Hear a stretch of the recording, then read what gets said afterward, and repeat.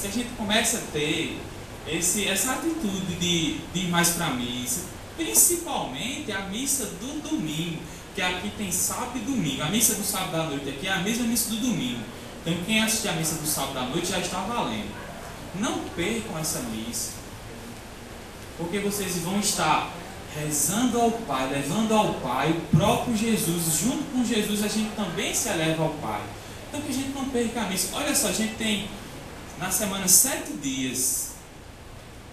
Cada dia a gente tem 24 horas. Então na semana todinha a gente tem 1h30, no máximo 2 horas para participar da missa. Eu acho que não vai fazer falta para ninguém essas 2 horas na semana.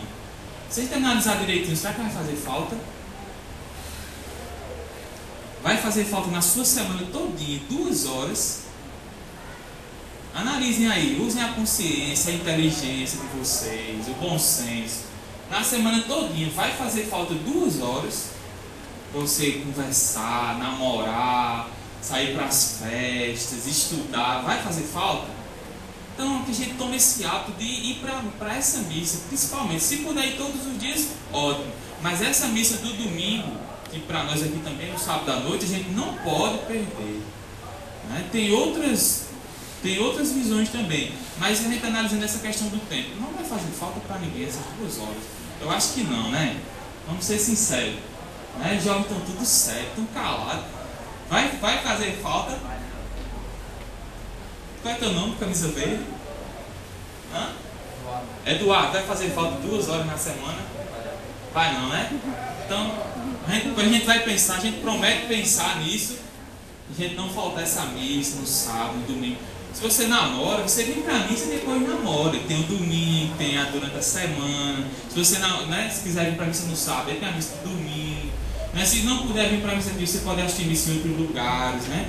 Porque a gente vai estar realizando esse culto perfeito, certo? Então, e por que a liturgia? Para que existe a liturgia?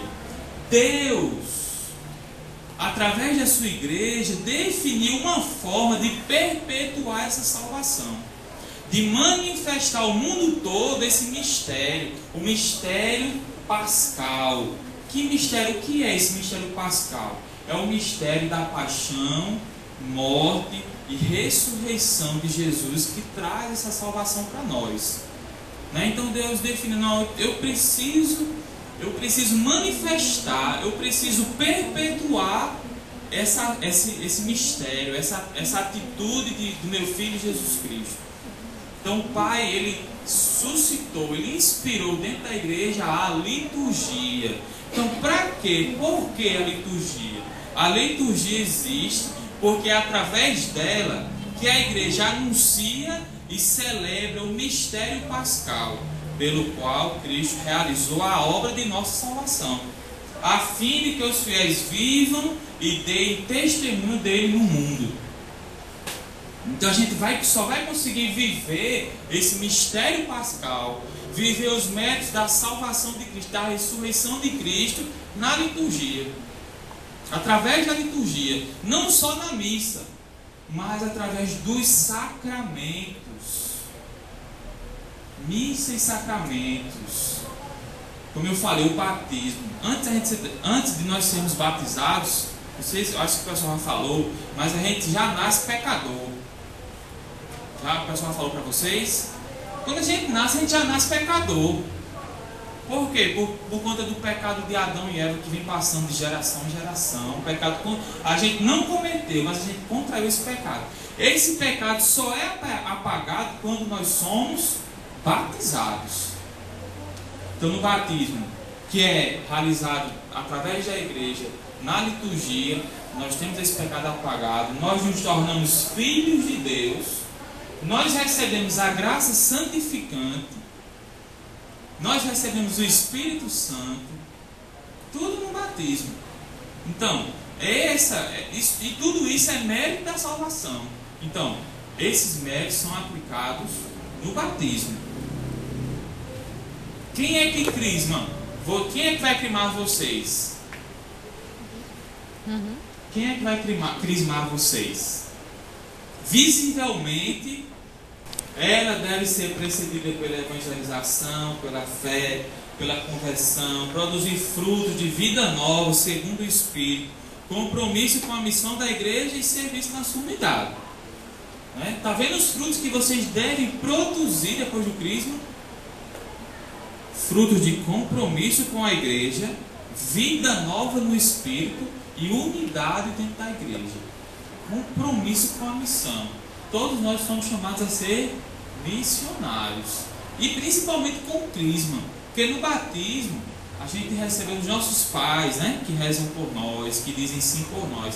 Mas no crisma, cada um conscientemente vai dizer sim diante de Deus. Você não vai ser mais seu pai e sua mãe, seus padrinhos, não.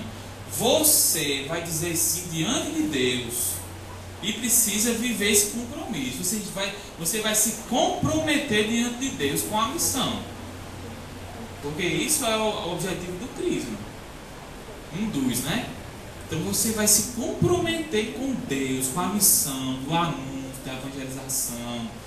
Enfim, então prestem atenção, conheçam o que vocês estão fazendo. O crisma é muito importante, não é só, já tem crisma, não é só mais uma coisa, porque os pais da gente obrigaram a gente a fazer, para eles não ficar falando mais, ficarem felizes. Não, você diante de Deus vai estar dizendo, sim, Senhor, eu me comprometo com a missão, com a vida nova.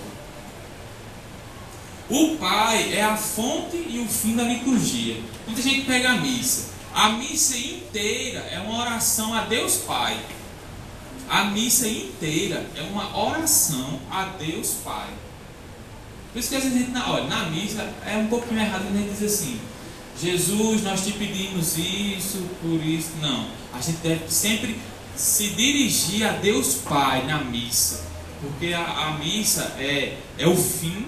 Na missa o Pai é o fim dessa celebração e é a fonte. Então a gente eleva ao Pai as nossas orações na missa e pede ao Pai as bênçãos que a gente precisa para sair em missão. A gente pede ao Pai que Ele transforme o pão e o vinho no poder do Espírito Santo em corpo e sangue de Cristo. A gente pede ao Pai que escute as nossas preces. Vocês estão lembrados que na missa a gente faz a oração da Assembleia, as preces, O comentarista vai lá e diz, rezemos por isso, por isso, por isso, rezemos. Aí todo mundo diz, Senhor, escutai a nossa prece. Estão lembrados?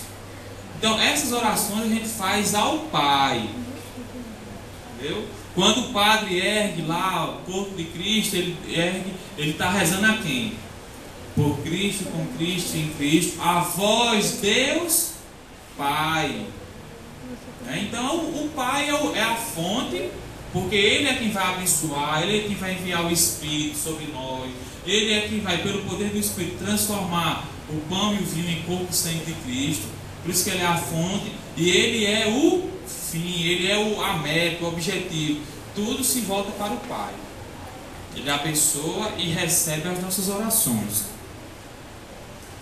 Cristo significa e realiza principalmente seu mistério pascal. Então, Ele está presente no sacrifício da missa, tanto na pessoa do ministro, do padre, do bispo. O padre e o bispo, eles presidem a missa na pessoa de Cristo. Então é como se ele estivesse ali dentro de Cristo. Ele está fazendo em Cristo. É Cristo quem faz e Ele é o sinal visível de Cristo realizando aquele ato ali na missa, Então quando a gente for para a missa, isso é muito importante entender, principalmente para os jovens que são meio inquietos, E conversam muito, não conseguem ficar quietinho nessa uma hora e meia. Quando a gente estiver na missa, é um conselho que eu dou, não por homens, não por causa de homens, mas porque ali é Cristo que está ali no altar. Silenciar um pouquinho, fechar um pouquinho a boca. Eu sei que é difícil a gente